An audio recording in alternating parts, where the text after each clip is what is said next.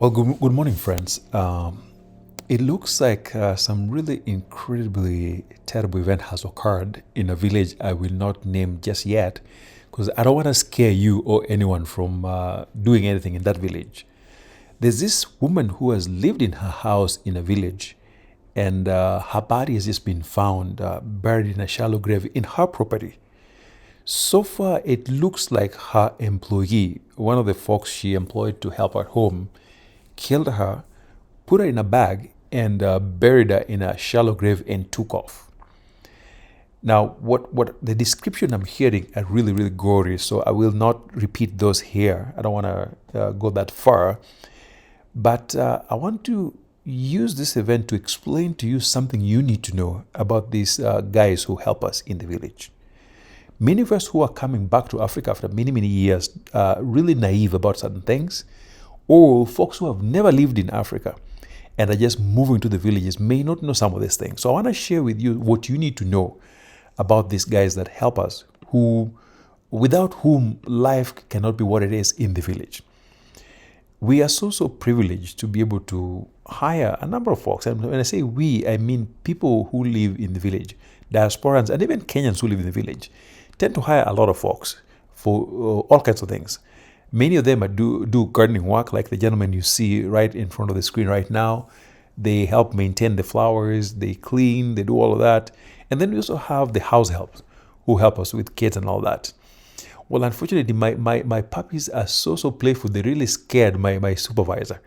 And all they're doing is just jumping and just being excited around us. But they really scared my baby. Anyway, so as I'm telling you is that we hire these people and they make life very comfortable. I cannot imagine the village without these guys who help us. And so there are things I want to tell you that you need to know as you prepare to come back to Africa. But before we do all of that, before we unpack all of that, welcome to Kisumu Karating, friends. We are in Western Kenya, living the best version of our lives in the village and loving it. I'm telling you, folks, for the last 20 years, maybe 25 years, this is the happiest I've been. Spending time with people who care about me in the village. It's been phenomenal, friends. The one regret I have is I wish I started early.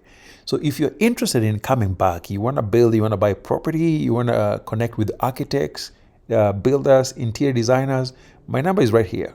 Reach out. I'm happy to connect you with people who help us. And also, as you know, if you have not subscribed, the only thing I ask is check. If you're one of those who has not subscribed and you like our content, get us to 100K. We have to hit that by the end of the year, folks. So again, thank you for your support and thank you for coming back and watching our videos.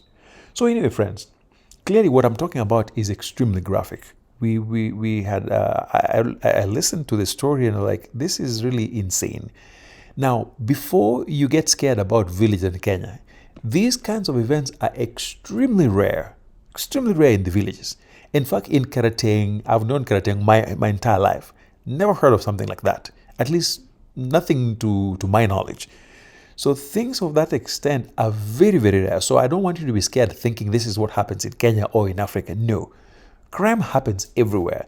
In fact, where I live in Long Beach, California, if you look at the statistics of homicides and all that, you are 10 times safer in the village than you are in a place like LA or Long Beach. So don't be scared. Don't think this is what happens in the village. But once in a while, things happen. You've had cases of diasporans being killed in the village. That can happen. So there are things you need to know specifically with these folks who help us that would make your life a lot easier. Number one, the guys who help us usually are very unique folks. For example, it's like this gentleman in an orange top. I buy these guys clothing that should help them do what they need to do. I get them coveralls. I get them brand new boots. And they almost never do. And for him, he just prefers putting on his organic pants that have air conditioning vents and things like that. So that is what works for him. You notice the other guy that went with the dogs has a brand new coverall. They all have coveralls. But for some reason, they prefer to just work without any of this protective clothing that we give them. So these folks are usually very unique in some ways. And so the first thing you want to know is that it's important to do background check. However, background check in the village is not what you left in diaspora.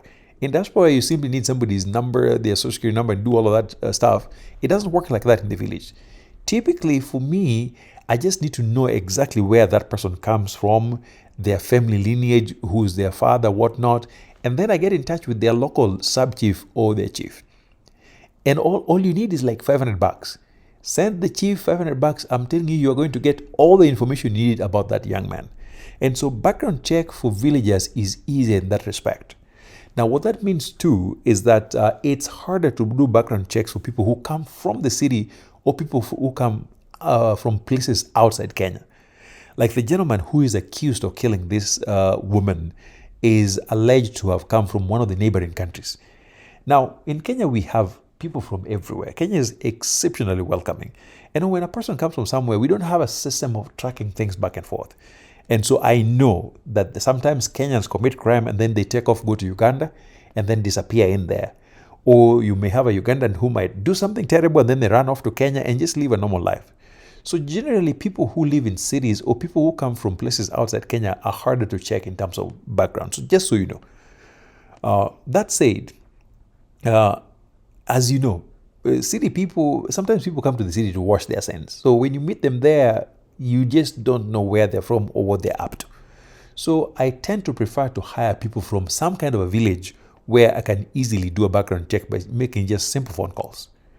Now, that said, you always want to apply your sixth sense if you have developed it. And there's a sixth sense that you can only develop by living in the village. There are folks who just walk in and something doesn't feel like. I just recently found that my dad actually hired a felon who lived with us and worked for quite a bit of time. But I knew from the first day I met him, something just didn't feel right. Usually these folks, when they come in and they're super smooth, they work super hard, they want to please you, something just didn't feel right. It turns out he was actually a felon who was escaping his background and all that. So you always want to apply your sixth sense or involve somebody who has developed the sixth sense in the village when you're selecting people who are going to live with you. And then when your workers begin connecting with neighbors, that's when your problems will start. Because oftentimes when you see they're being too close to neighbors, so many things happen. Neighbors can actually use them to get your stuff, and usually that becomes a problem. You don't want them too close to your neighbors. And then make sure you set boundaries. Especially our gardeners who have their own houses, there has to be very clear boundaries. If you can, I always say, for gardeners or for people who help your home, it's best to hire a person who comes to live there with the family. They tend to be more stable, and then they tend to be people who are much more disciplined as opposed to single men who are just hovering around trying to figure out what to do. People who live with the families are much more stable, usually safer. The challenge is you also have to really set boundaries in terms of where your family begins and where the family starts, or where the family starts. So those boundaries, when they're blurred, you're going to have issues. So set proper boundaries. And then they must never know your schedule. Half the time, my folks don't even know when I'm in Long Beach or when I come home. So the only way they know that I've traveled back to Long Beach is when they notice that it's been like maybe a week and they don't see my car moving back and forth. I don't tell them. And in my home, the moment they discover I'm out of there, they implement a security protocol that even for me, if I show up without them knowing I'm going to be around, I cannot even enter my own home. So they must never predict your schedules. I recommend electronic locks for the most part if you can. Because the nice thing about electronic locks, when you open them, especially the Wi-Fi enabled ones, they will always send you an alert when the door is opened or locked. And then the old locks that we have where you use keys, they can simply take it and make copies of it. So if you can, I recommend exterior doors, do electronic locks. And then again, make sure that in terms of your home design, you're thinking about security, safety, and boundaries as we are designing your home. For instance, when you're looking at the DSQ or the staff quarters, we often give two options. You have the room that is often designated for maybe the in-house nanny, and then you have a place that is meant for your gardeners. The DSQ, if you choose to do a DSQ attached to the house, I always recommend let it have one door that is only accessible from outside. Or if you have two doors, one of them that is accessible from the inside, you should have the ability to lock it from your side. So that way, if for whatever reason you need to control their access into the main house, you can simply lock the door from your side and then they don't come in. Because unfortunately, some of these folks are the very same folks who can open the main door for nefarious characters to come into your home. So at the design stage, you have to think very carefully in terms of where you put these houses.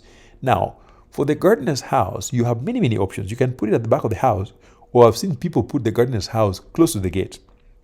Now, that has specific implications. For example, if the gardener's house is right by the gate, if ever they were to steal something from your property and take it out, it's very easy for them to do that, because they'll just grab it, put it in that house next to the gate, and then direct it out there. Now, my supervisor helps, but sometimes she gives me a lot more work than necessary. And you see what she's up to. She is now returning all the leaves back into that hole instead of doing the exact opposite. But she's doing what she needs to do. Anyway, folks, so the design features of your house really have a lot to do with your safety and what your workers can or cannot do. As always, I recommend very good CCTV systems. Some of them are cameras that they don't even know are there. So yes, it's okay to put visible cameras, but you also want to put cameras that they don't even know are there. And even within your house, I always say for common areas like the living room, hallways, and things like that, have cameras that are Wi-Fi enabled, that you have two-way communication. You can easily log in and talk. Because sometimes, unfortunately, in Kenya, there's some places where the internet can be spotty on occasion. So you might arrive, make a phone call, and you can't reach anybody. So oftentimes what you do with that, just switch to the Wi-Fi. And that's what you're going to use to communicate with people at home. In case, because many of these people that help us have phones that only work 10% of the time. You will call them and you will never get them on the phone. So use your cameras to communicate with them. Well, folks, I hope you learned something from today's experience, and I will see you in the next video.